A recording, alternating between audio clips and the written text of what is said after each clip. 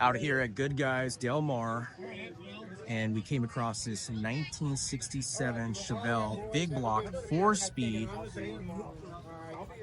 I don't see the owner around, so I don't think I'm gonna get an interview with him, but I still wanted to show this car off.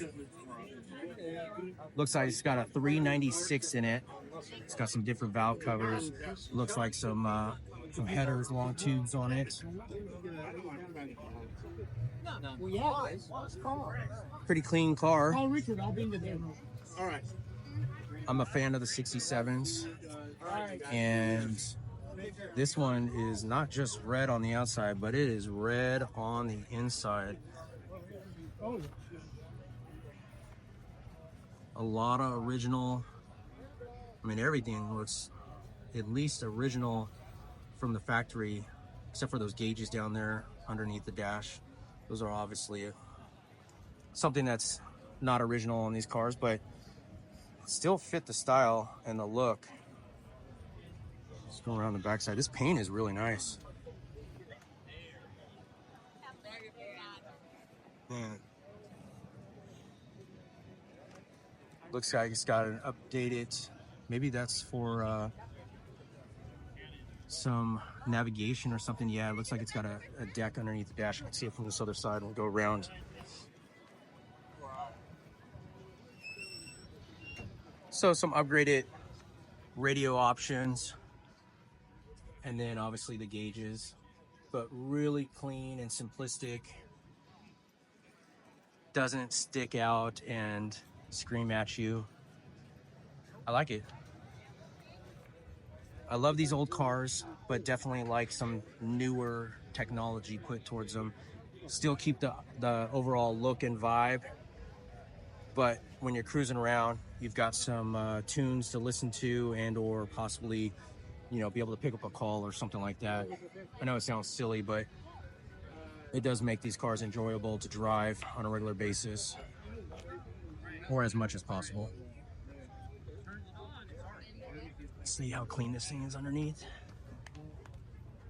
Yeah, looks good. Definitely doesn't look like it's I mean, it looks like it's been driven, which is great. It's not a car that sits, so that's awesome. It does have a nice nostalgic stance to it. These chrome Krager wheels. And some BFG tires, some TAs. Looks like the rear is a 255 60/15. It's got drum brakes in the back. And up front,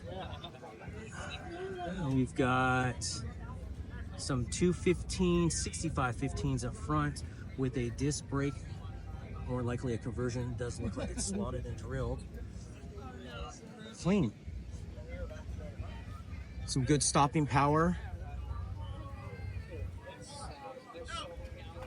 Looks like it's got an HEI distributor upgrade on it. So some simple stuff to make it a little bit better to drive. And it looks good.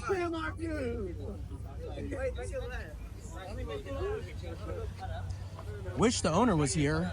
If the owner catches this on YouTube, maybe at a different time we can connect and we can do a walk around video, and you can give me some history on the car. I love hearing the history. But yeah, this is a nice one. Let me know what you guys think. 67 396 4-speed car, and looks like the gentleman's name is Dan. It doesn't say where he's from, but it says Dan. Nice car. I'm a fan of the 66s and the 67s. They're a little bit different on the headlight and grille and front fender and the rear taillights as well. But other than that, though, the bodies are pretty identical with some selective things about them that is a little bit different. Are you a 66 or 67 fan? Let me know in the comments. Again, the 66 doesn't have the taillights that wrap around to the outside. They just stay on the inside. A little bit different shape. And then on the front, the 66 compared to the 67, The 67, you see the fender extends out to the front, and then the headlights and the grille are just on the inside of the fender, and that's it. But on the 66, it'll slant back like this, and you'll have the headlight and grille will wrap around the front. You can see it from the side profile. There's obviously some other things too as well, but let me know, are you a 66 or 67 Chevelle fan? And what do you guys think about this red?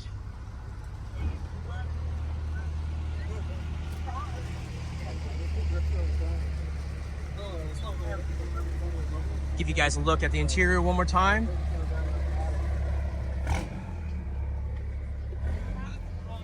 Really clean car. So awesome to see people put the dedication to make these things look factory again. I also like the modified ones too. They have their place. This one definitely is vibing that OG.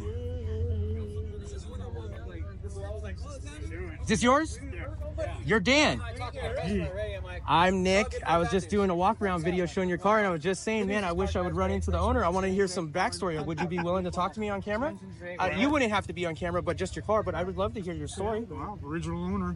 Okay, we're privileged. Dan walked up while I was filming the car, and so now Dan is going to tell us the history. Dan, how'd you come across this car, and what year? What's the backstory on it?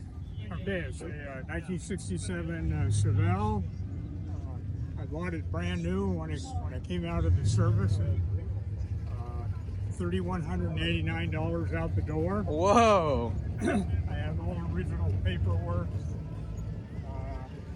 And you said it was born with a different motor? It was. It was born with 327 because it's a Malibu. Okay. And you've since upgraded I had it. a little fun with the car when I came out of the service, and then I got married, and the car got parked. Along came the van and the dirt bikes and that whole scene. But you kept it in the garage? But I did not keep it in the garage. Outside? It was kept outside. Okay, and so how bad did it get? It had some rust and stuff on it, and so before I retired, I started purchasing parts that I knew I would need and store Okay. in the garage. And when I retired, I went through the whole thing and redid it. Ran across the big block 396, dropped right in.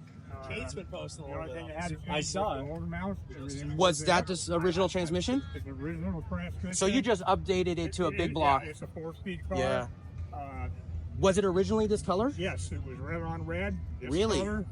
Yeah, Bolero red. Even the rims were red at the time with the bow tie hubcaps. So tell me, how you bought it brand new, and how long until you stopped driving? Like around what year? Just a kind of an idea. I think it was probably 1972. Okay. When I bought my van. Okay. So how many miles did you have on it about that time? I had about 124,000. You drove it. Yeah. That's great. Yeah. That's great. And then you knew you were going to put it away to restore it at a certain time. So that was the whole idea. Yeah. Okay. And at what point did you decide to pull it out of retirement and bring it back to the streets? I retired. When you retired. I retired. And how long did it take you to restore it? I'm not a body and fender guy, so I had a M&J restoration, Santee. Okay. Did the body work and the paint. I had the rust cut out, new rocker panels put in.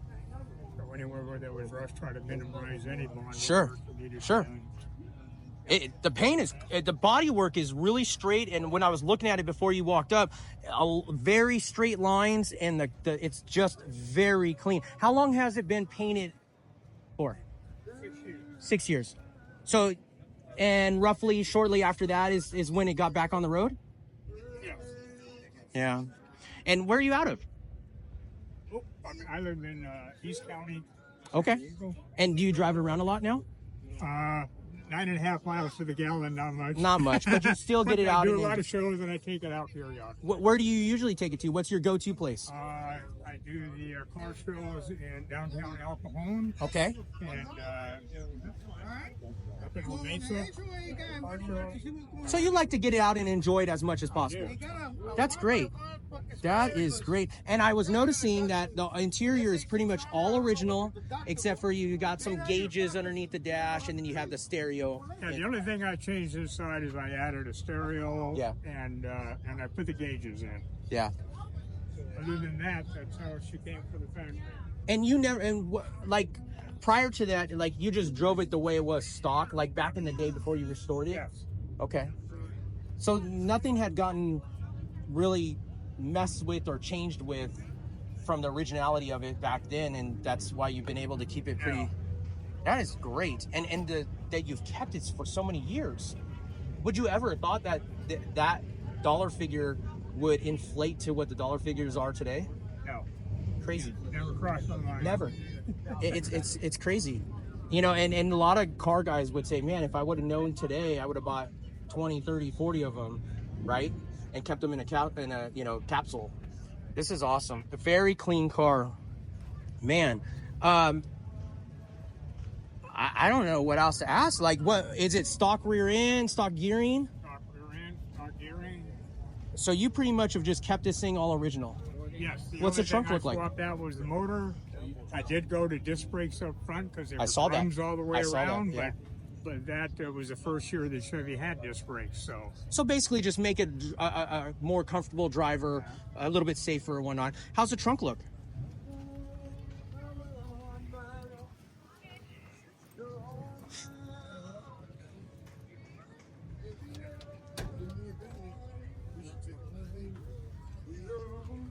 Man, spare tire and everything. That is great. And let me ask, how many people over the years try to buy it from you? Oh, quite a few. A lot of people knew, like friends knew about it, and they're like, hey, you're not going to do nothing with it. Why don't you just sell it to me, right? Yeah. And did you ever think about selling it? No. Never. That is great. I love it. Man. So original color, red on red, original transmission, original rear end. Everything's pretty much original, except for the motor, like he said, and he updated it to a 396. Looked like it had HEI on it and a couple other little headers and stuff like that. Yeah, really, really simple. Man, this is such a treat. I'm so thankful that you walked up while I was doing this and I got to hear, I love the stories, and being that you're an original owner and have kept it and put the money back into it, to bring it back out like this, that's so great. That's awesome. Dan, I really appreciate your time. Is there anything else that you want to add to the story or tell me, or that's pretty much it? No, that's pretty much it. That's awesome. Okay, well, I appreciate you coming up and letting us know about this car. This car is very beautiful. I love just everything that you've done with it. Guys, let us know what you guys think down in the comments. This thing is beautiful, and I hope you guys like it as much as I do. And Dan, thank you for your time and telling us about the backstory. It is awesome. Thank you, Dan.